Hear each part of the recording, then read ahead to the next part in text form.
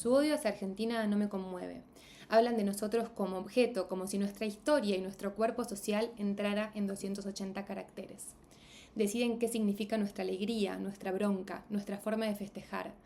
Pero describir a un pueblo nunca es neutral, es un acto de poder. Y cuando ese poder de nombrar queda en manos de quien no vivió lo que describe, produce dominación disfrazada de análisis. Pero como decimos acá, a la gilada ni cabida. Porque seguimos jugando hasta el último segundo, convencidos de que todavía se puede dar vueltas la situación más adversa. Y esa convicción no la aprendimos en la cancha, la aprendimos mucho antes, en todo lo que el pueblo tuvo que atravesar y de lo que siempre volvió a levantarse, con esa mezcla de bronca y de ternura que solo entendemos quienes vivimos acá. No nos vengan a explicar esa fe con el vocabulario de ustedes. Mejor vengan, conozcan la Argentina, su gente, dejen de explicarnos desde arriba, tómense un mate pasado de boca en boca, sin que les dé asco. Siéntanse a una mesa sin haber sido invitados y vean cómo aparece comida para 10 donde había 5 personas, con la alegría de ser recibidos.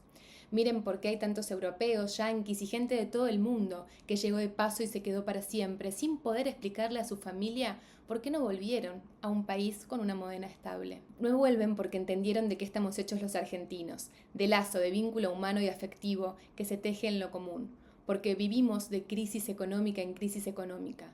Pero lo humano no se negocia, porque los de afuera dicen que no tenemos nada y no entendieron que los argentinos tenemos todo. Esta es una nota de una antropóloga que escribió en su blog que se llama Agustina Kutsch.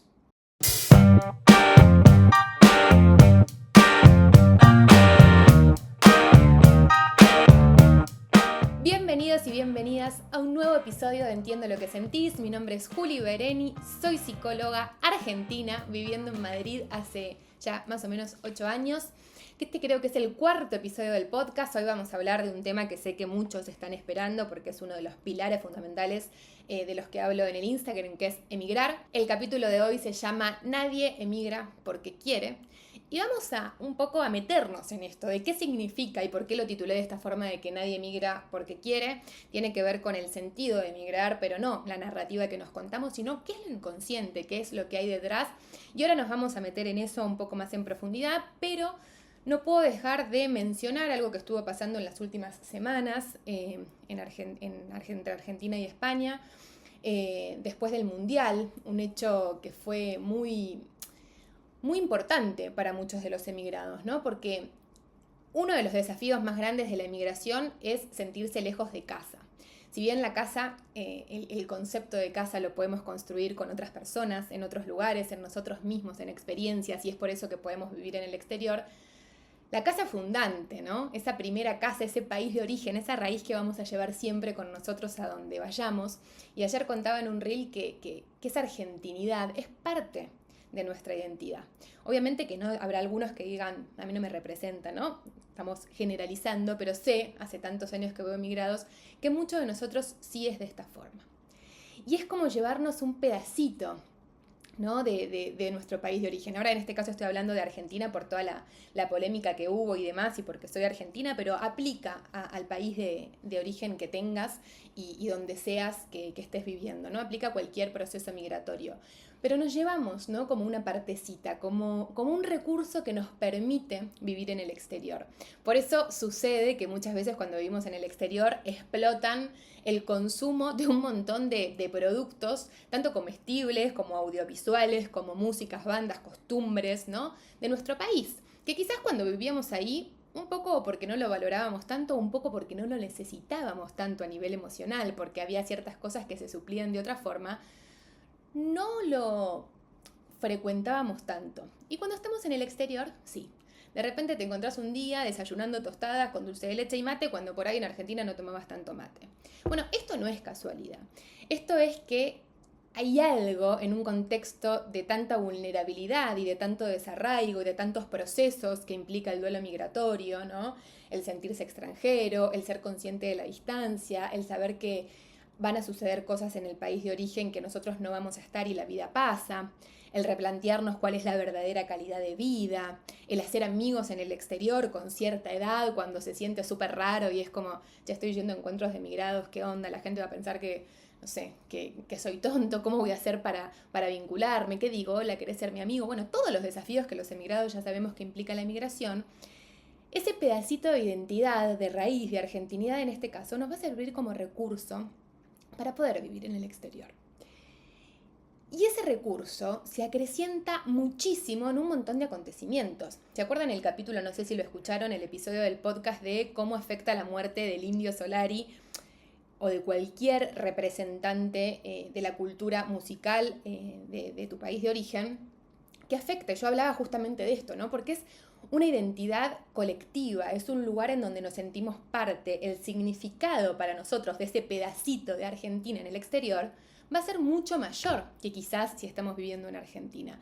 Y esto es lo mismo, el mundial es otro gran fenómeno en donde la distancia se acorta, en donde creo que por única vez, porque sí, porque en las fiestas hay diferencia horaria, o sea, y cada uno empieza el año en un momento distinto, o Navidad o lo que fuera. Creo que es la única vez, no sé, pensemos juntas y juntos si hay otro momento, pero a mí no se me ocurre, en que estamos en el mismo momento, en que nosotros estamos sentados mirando el partido de fútbol y nuestros viejos, nuestros hermanos, nuestros tíos, nuestros abuelos también están viéndolo. Ese mensaje que llega en el momento exacto de un gol o de ganamos, perdimos, cómo lo viviste. Mi mamá que me mandaba las cábalas y me decía, anda, ata. Nosotros atábamos un pañuelo y hay que decir una serie de cosas y no se desata el pañuelo hasta que no termine el partido. Mandándote en ese momento, y es como que si la distancia no existiera. Y eso es un montón para un emigrado, porque es uno de los desafíos más grandes que en ningún momento se vive. Entonces, durante el tiempo que dura el mundial, poder estar con la distancia tan acortada y tan conectados, no les digo que es igual, pero es casi como si por un ratito pudiéramos cumplir ese sueño y esa frase que muchos emigrados dijimos muchas veces de me encantaría teletransportarme a mi país. Entonces, miren la dimensión y el peso que tiene. Después, un montón de cosas más. Si sos futbolero, si sos cabulero, si sentís... yo pensaba, ¿no? Digo, qué loco los pasionales que somos por la cultura que tenemos, por cómo el argentino tiene que salir a laburar, levantarse, las cosas no salen bien, volvemos a arrancar, viene un gobierno, hace algo, viene otro, hace cualquier cosa. Y, o sea, esta noción de estar todo el tiempo rearmándonos y levantándonos y que por ahí no tenemos un mango, pero sacamos de donde no tenemos para hacer la colecta, para ayudar al vecino que se le inundó la casa. O sea, tenemos eso, ¿no? Eso de lo colectivo. Y no solamente del amor por el otro, sino también por la patria, ¿no? Por el país. Y yo pensaba y decía, che, pero ¿qué onda esto? Y claro, creo que la experiencia de todos, o sea, ha sido que desde chiquitos, 6 años, incluso antes, izabas la bandera en un patio con 8 grados bajo cero, cagándote de frío, temblando, alta en el cielo, ¿se acuerdan?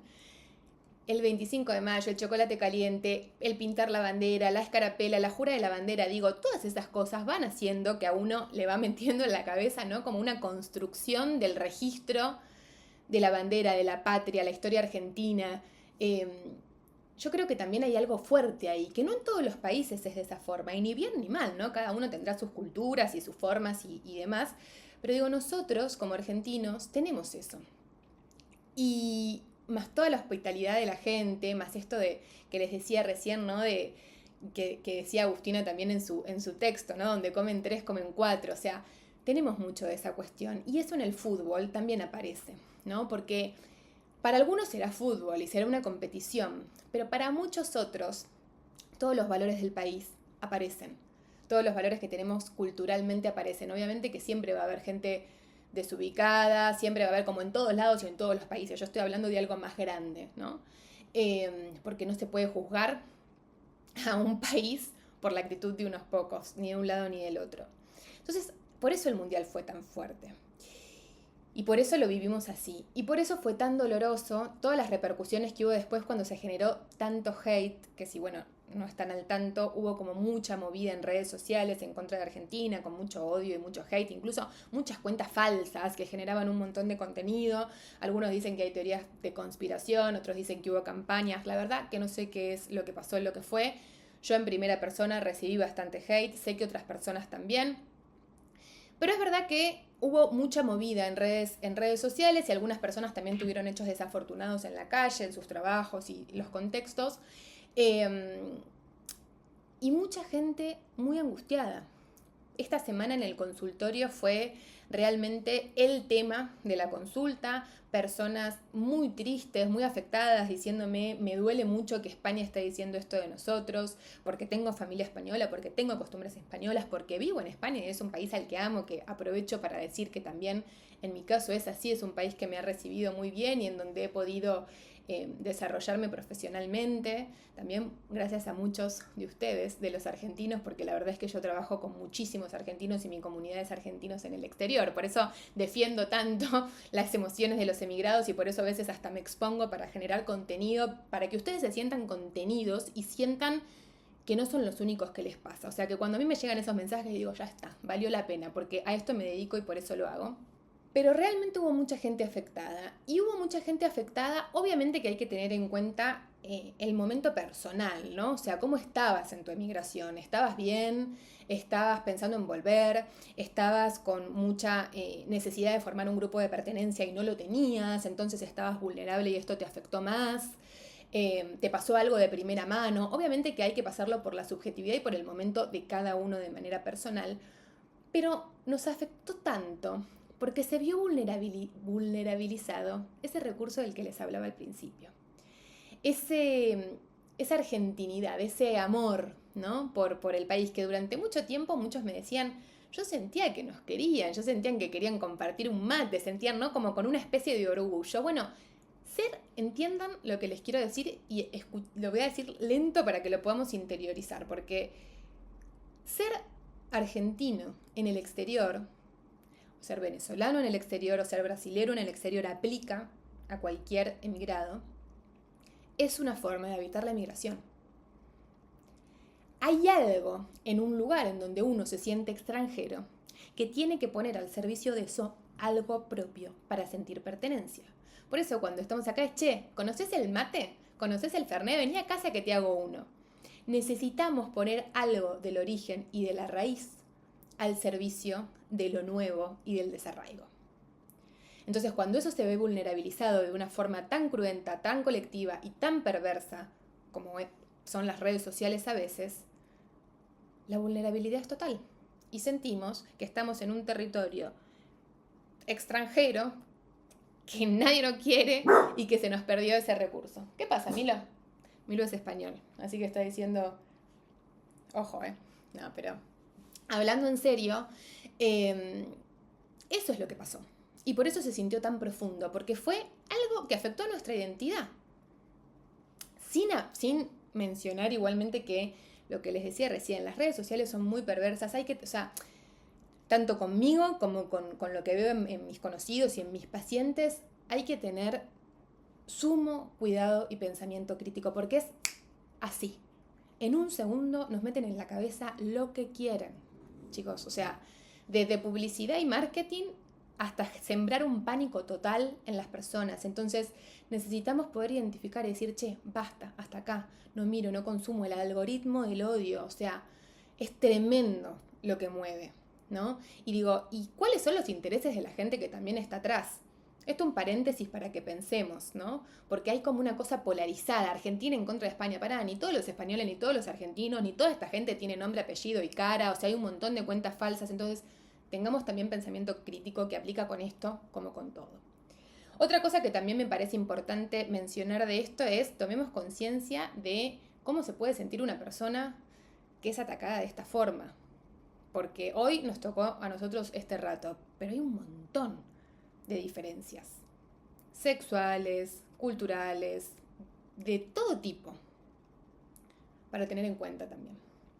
Pero bueno, no quería dejar de mencionar esto porque es algo que se está viviendo, que sé que les afectó y me parecía importante mencionarlo, pero metiéndonos un poco en lo que el título de este episodio, que es Nadie migra porque quiere, me parece importante que podamos pensar, yo siempre hablo del sentido de migrar.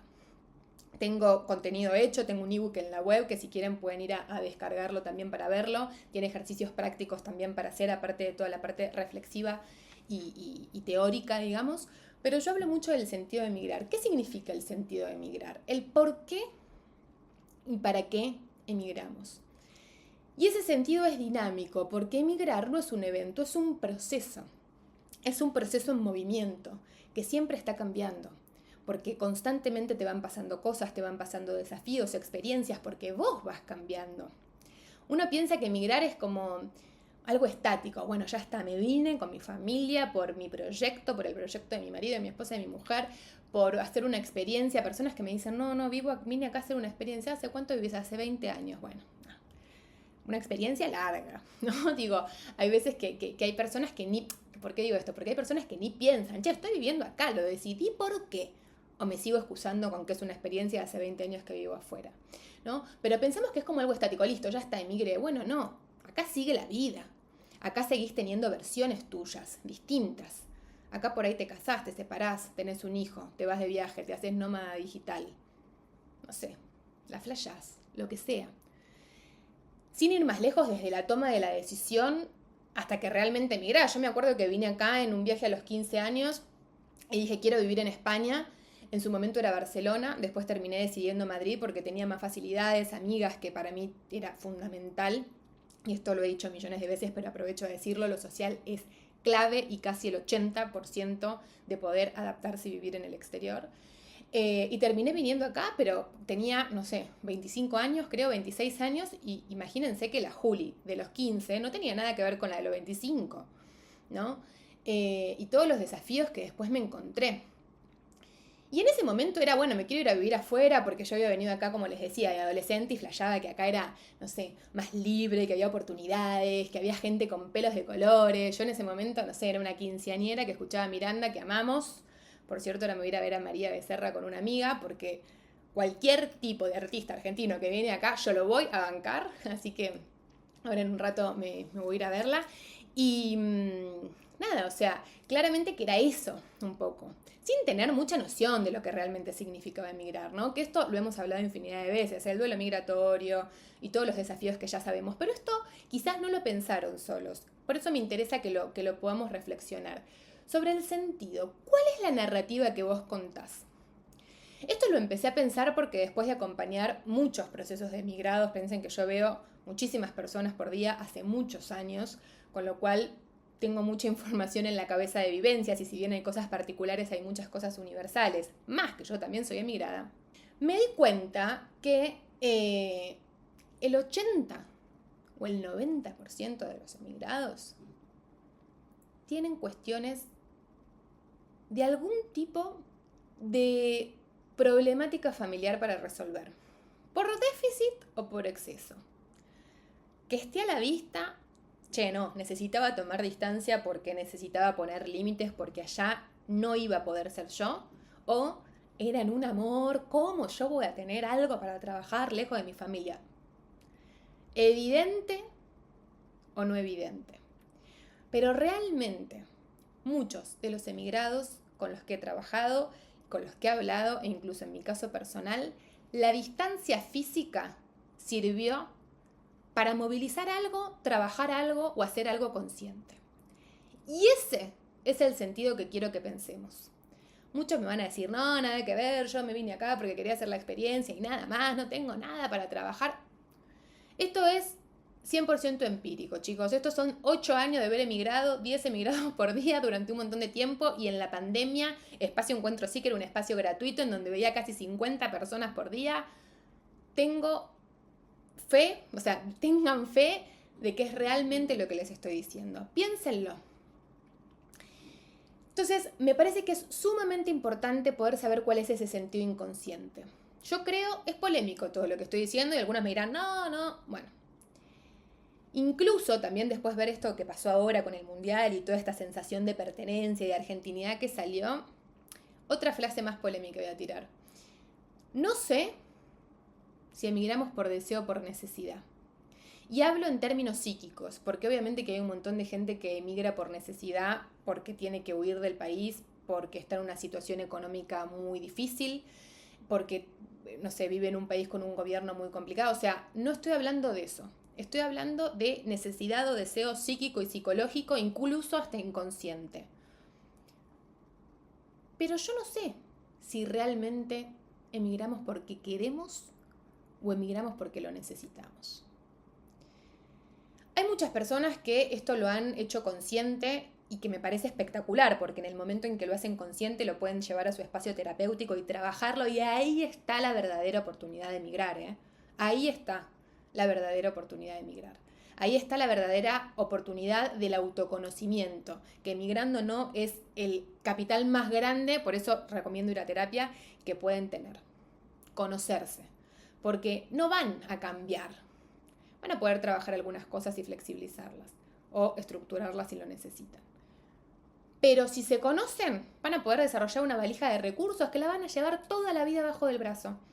Y yo siempre le digo a mis amigas, cuando me dicen, no, salí con un pibe, salí con una mina, no sé qué, no importa los problemas que tenga, ¿qué recursos tiene?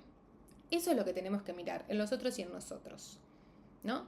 Entonces, para poder armar esa valija de recursos nos tenemos que conocer y tenemos que trabajar un montón de cosas. Y esas cosas, muchas veces, son facilitadas y permitidas por la distancia física que permite la emigración.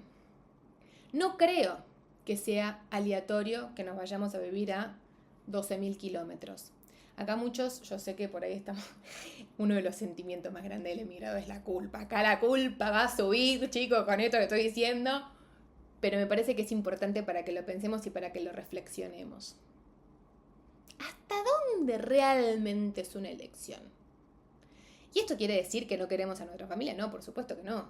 Yo adoro a mi familia, los extraño, y uno de los desafíos más grandes es vivir lejos, y cada vez más porque mis viejos cada vez son más grandes, si bien tienen salud y todavía son jóvenes, cada vez son más grandes, porque yo tengo mucha diferencia con mi hermano, que es una persona que amo, es una de mis personas preferidas en el mundo, y ahora estamos, bueno, hace un tiempo, pero en una edad un poco más correspondida, digamos, y digo, ¿cómo me estoy perdiendo de poder compartir con él el día a día, que está de novio? Mi cuñada es una genia, mi mejor amiga, o sea, amor, esto no se trata de amor o no amor, ¿eh? O sea, eso es así. Habrá otros que no, que a conciencia dicen, che, la verdad que tuve que separarme de mi familia y estoy feliz con eso. Capítulo anterior, los padres tienen la culpa de todo.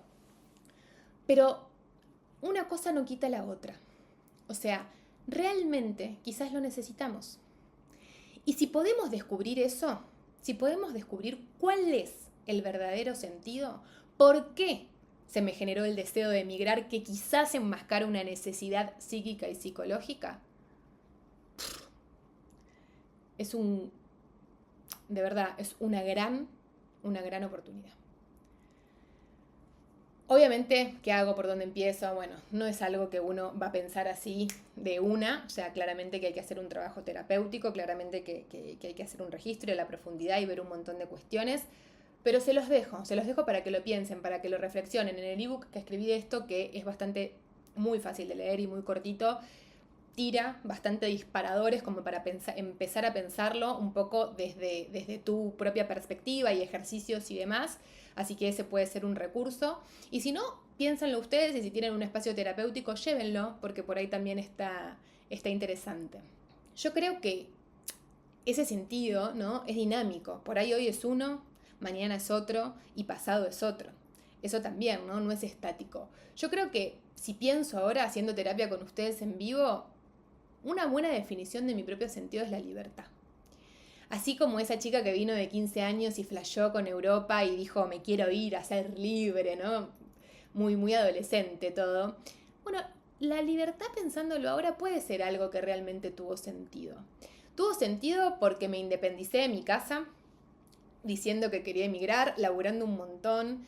Me pude ir de mi casa, que desde un lugar de la independencia, ¿no? De poder habitar esa independencia, que estuvo buenísimo.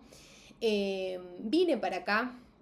Después tuve un montón de experiencias personales que no voy a exponer en este momento, pero de mucha cuestión de sacarme muchas cargas, muchas mochilas, muchas cosas, hasta lo más tonto. Tenía un diente retenido, no sé si se acuerdan que hace poco les mostré en historias que me habían hecho una operación, que fue bastante cruenta, por cierto, pero si necesitan dentista en Madrid, tengo una espectacular que también hacen cirugía.